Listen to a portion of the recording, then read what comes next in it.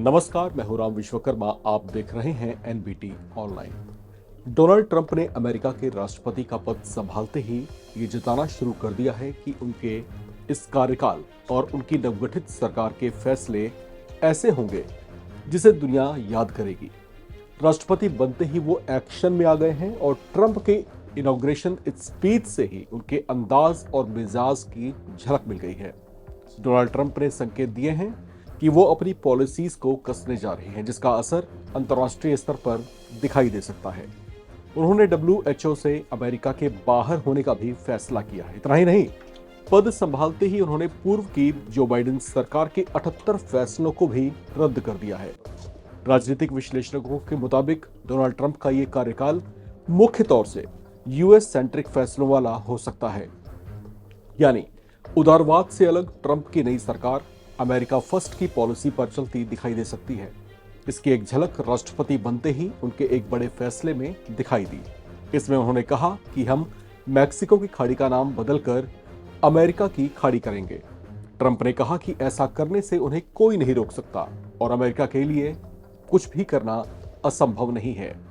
इतना ही नहीं, उन्होंने कहा कि मैं अमेरिका को सर्वोपरि रखूंगा और भविष्य में मैक्सिको बॉर्डर पर दीवार बनाने का काम भी किया जाएगा। अमेरिका फर्स्ट की पॉलिसी की झलक देते हुए ट्रंप ने अमेरिका को समृद्ध बनाने की भी बात कही। उन्होंने कहा कि अमेरिकी नागरिकों को समृद्ध बनाने के लिए दूसरे देशों के उत्पादों पर टैक्स और टैरिफ बढ़ाया जाएगा। डोनाल्ड ट्रंप ने कहा कि पनामा कैनाल से गुजरने के लिए अमेरिका को ज्यादा शुल्क चुकाना पड़ता है। चीन को चुनौती देते हुए उन्होंने कहा कि हम पनामा नहर को वापस ले लेंगे। अमेरिका को लेकर अपना विजन पेश करते हुए ट्रंप ने कहा कि देश के तेज विकास और इसे मैन्युफैक्चरिंग का हब बनाने के लिए प्रयास तेज किए जाएंगे। साथ ही तेल और गैस का निर्यात भी बढ़ाया जाएगा। कनाडा, मैक्सिको और पनामा को धमकी देने के बाद डोनाल्ड ट्रंप ने भारत समेत दुनिया के 11 देशों को चेतावनी भी दी है।